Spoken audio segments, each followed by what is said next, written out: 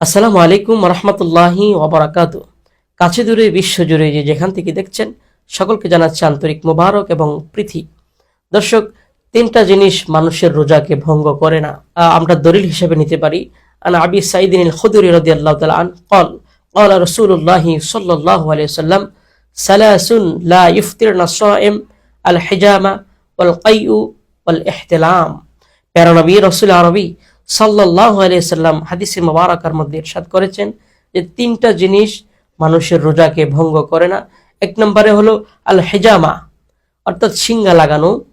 দুই নম্বরে হলো বমি করা, কেউ যদি অনাকাঙ্ক্ষিতভাবে বমি চলে আসে, কারো বমি করে ফেলে, তখন তার রোজা ভঙ্গ হবে না। তিন নম্বরে হলো আল ইহতিলাম, অর্থাৎ স্বপ্নদোষ।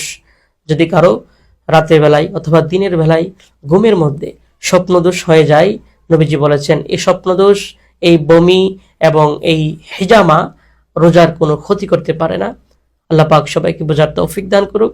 আসসালামু আলাইকুম ওয়া রাহমাতুল্লাহি ওয়া বারাকাতুহু।